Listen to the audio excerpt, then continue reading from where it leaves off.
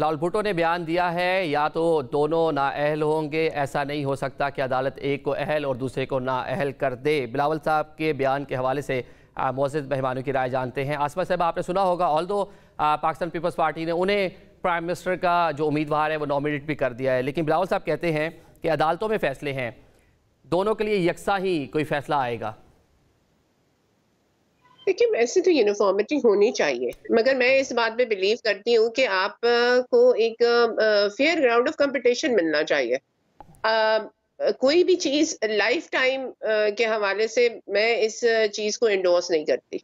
आपके पास अगर कोई एक मुद्दत होनी चाहिए सज़ा की, उसके बाद you come back, you repent and you come back, you reclaim. अगर आपसे कोई हुई है जिसकी आपने एक कंसिडरेबल ड्यूरेशन गुजार ली है, उसके बाद life starts over all over again. यही उसूल है इंसाफ का, और यही हमारी पॉलिटिक्स का भी होना चाहिए। There is nothing permanent. जब लाइफ में कोई चीज परमानेंट नहीं है तो इसको भी नहीं। लेकिन बकिया ये कोर्ट में है, अभी वहां पे देखते हैं इसके बारे में जो आपके जुडिशियल माइंड्स हैं वो इसको कैसे एनालाइज करते हैं और इसको किस डायरेक्शन में लेके जाते हैं। हम तो सिर्फ इस पे अभी अपनी ओपिनियन ही दे सकते हैं। Let's see what comes from the judiciary, what comes in the verdict. Sameera Sahiba, your take, क्या कहती हैं कि दोनों के लिए एक जैसा फैसला होगा बिलावल साहब जो फरमा रहे हैं?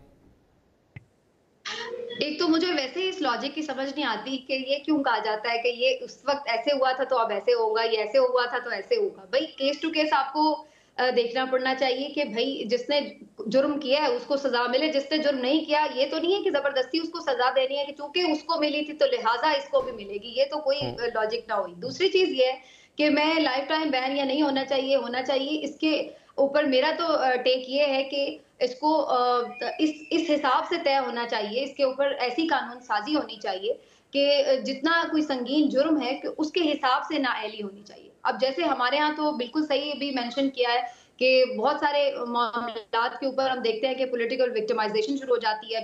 मियां साहब का मामला है, लाइफ टाइम बैन हो गया है, तो ये भी बिल्कुल ऐसे लगता है कि जैसे सियासी तौर पर उन्हें इस पे जानबूझकर निशाना बनाया गया था। तो अगर ऐसी कोई चीज है जिसमें ये नजर आ रहा है कि जुर्म उतना बड़ा नहीं है लेकिन सजा बहुत ज्यादा है, तो ये गलत है। अगर हाँ वाकई अगर कोई साबिक प्राइम मिनिस्टर है उसने कोई कत्ल कर दिया है या कोई इस तरह का काम कर दिया है मुल्की सिक्योरिटी के खिलाफ या उस तरह, और जो चीज साबित शुदा है वो कोई उसमें विक्टिमाइजेशन का एलिमेंट नहीं है, तो फिर आप बिल्कुल लाइफ टाइम बैन की तरफ भी सोच सकते हैं। तो मेरा अपना जाती ख्याल ये कि इस पे कानून साजी ऐसी होनी चाहिए कि जिसका जितना जुर्म है उसकी उस हिसाब से जैसे सजा होती है तो उसकी डिस्क्वालिफिकेशन का तनासुब भी उसी हिसाब से होना चाहिए। लेकिन अगेन मेरा ये मानना है कि ये काम जो अवाम के मुंतखब नुमाइंदे हैं, जो पार्लियामेंट है, वो कानून साजी के जरिए करे, क्योंकि जो 62F है ये आईनी तरमीम है, ये 2/3 मेजोरिटी से लाई गई थी। तो अगर इसको खत्म करना है, इसमें कोई चेंज करना है, तो उसको भी मेरा ख्याल है कि 2/3 मेजोरिटी जो पार्लियामेंट हो वही इस पे कानून साजी करे।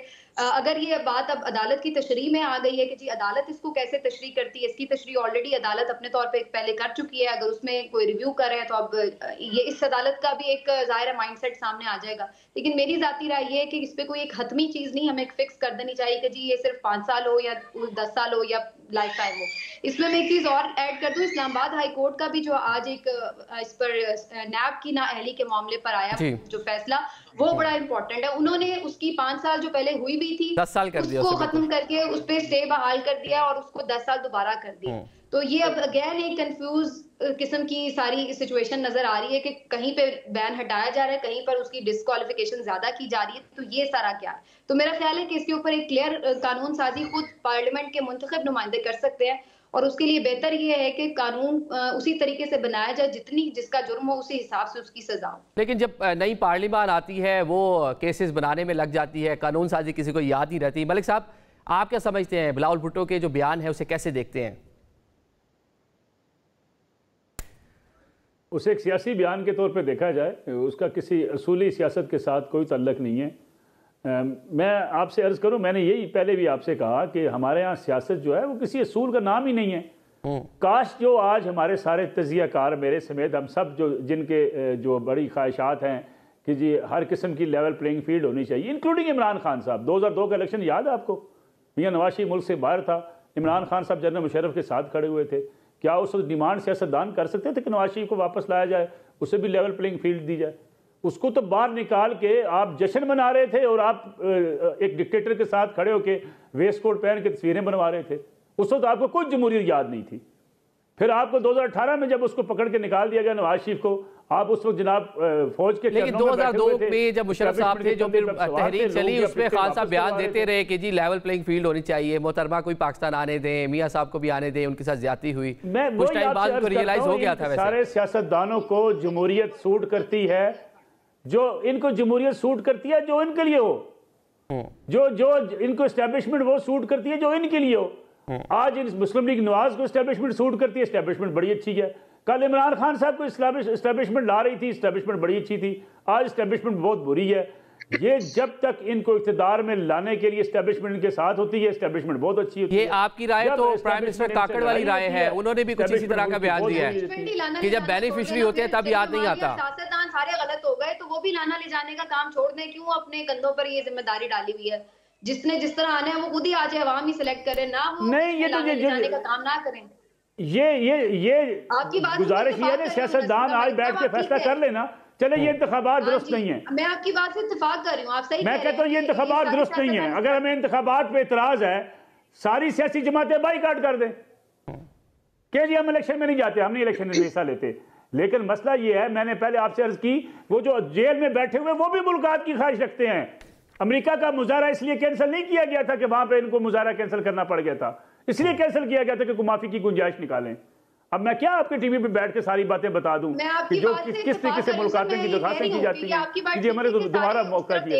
लेकिन बात ये है, बात मैं यही तो कह रही हूँ, सब देखते हैं तो वही देखना छोड़ देना। वो भी बार बार उन्हीं लोगों को कभी सहारे देते हैं, कभी नए लोग लेके आते हैं, फिर कभी पुरानों को सहारे देते हैं। उन पे भी तनकीद होती है और सियासतदान भी गंदे होते हैं, तो ये काम ही छोड़ दें फिर उधर से। लेकिन ये भी हिस्ट्री है ना कि सीओडी के बाद, चार्टर ऑफ डेमोक्रेसी के बाद, जिस तरह हमने देखा पीपल्स पार्टी ने और नून लीग ने डिसाइड किया था कि जो हार्डकोर इश्यूज हैं एक दूसरे की पॉलिटिक्स पे बात करेंगे लेकिन एक दूसरे के खिलाफ आलेकार नहीं बनेंगे। तो उसके बाद हमने देखा खान साहब की सूरत में एक तीसरी फोर्स आ गई, पॉलिटिकल फोर्स। देखिए जी, यही तो मसला है ना जी, मैं आपसे अर्ज कर रहा हूं कि जब एक फोर्स तैयार होती है। जी मलिक साहब, यही तो मसला है। मैं आप इस वक्त भी आपके नाम गिनवा सकता हूं। मुझे बताइए शेर अफजल मरबत के ऊपर पार्टी इत्मीनान कर रही है? नहीं कर रही है। वो कहते हैं जी कहीं और अलाइन है। बैरिस्टर गौर के ऊपर पार्टी इत्मीनान कर रही है? नहीं कर रही है। वो कहते हैं कहीं और अलाइनमेंट है। कहीं और जो लोग बैठे हुए, जो जेल में बैठे हुए, मैं शाहमद कुरैशी की मैं आपको मिसाल दूं, मैंने अब कई दफा कहा है कि वो मुस्लिम लीग नवाज के मियां नवाज शरीफ के पास जाती उमरा रायगढ़ में गए, जाके अपनी डिमांड्स रखी कि मियां साहब आप इस मुल्क के निजात दहिंदा, मैं आपके साथ शामिल होना चाहता हूं पीपल्स पार्टी छोड़ के, मैं PMLN में आना चाहता हूं, लेकिन मेरे मुल्तान की सीटें जो हैं उसका फैसला मैं करूंगा। मियां नवाज शरीफ ने जवाब दे दिया, वो इनकलाबी हो गए, वो जाके इमरान खान साहब के साथ शामिल हो गए बनी गाला में। उन्होंने कहा जी अब तो तहरीक इंसाफ चलेगी। भाई ये सियासतदानों का रवैया है, ये उनकी सोच है। उनको इख्तिदार चाहिए, हर हाल में इख्तिदार चाहिए। इस बात से तो मैं सर से एग्री करती हूँ कि बेसिकली रिस्पॉन्सिबिलिटी हमारे पॉलिटिशियंस में भी आनी चाहिए। पॉलिटिशियंस भी जब वो एक मुल्क को रूल करके एक मुल्क की सारे privileges, the most elite life वो आप पाकिस्तान में एंजॉय करने के लिए तैयार हैं, तो पाकिस्तान की जब मुश्किल टाइम आया करे तो उसमें इतने गट्स होने चाहिए, इतना मॉरल कैरेक्टर होना चाहिए कि ना आप फॉर बाइंग हो, ना आप सेल किए जा सके, ना आप कॉम्प्रोमाइज हो सके। ये चीज एलिमेंट हमारे पॉलिटिशियंस में नहीं है। हम उन्हें एक स्केपगोट दे देते हैं एस्टैब्लिशमेंट का, लेकिन जब हम इनसे क्यों नहीं पूछते कि जब पाकिस्तान में मुश्किल टाइम आता है तुम लोग अपने लग्जोरियस जहाज लेके कहाँ चले जाते हो, और फिर जब मुश्किल टाइम गुजर जाता है तो you come back and reclaim and then you expect कि पूरी दुनिया, पूरे पाकिस्तान की आवाम आपको ऐसे ट्रीट करें जैसे honey is for honey bee. ऐसे मुमकिन नहीं है।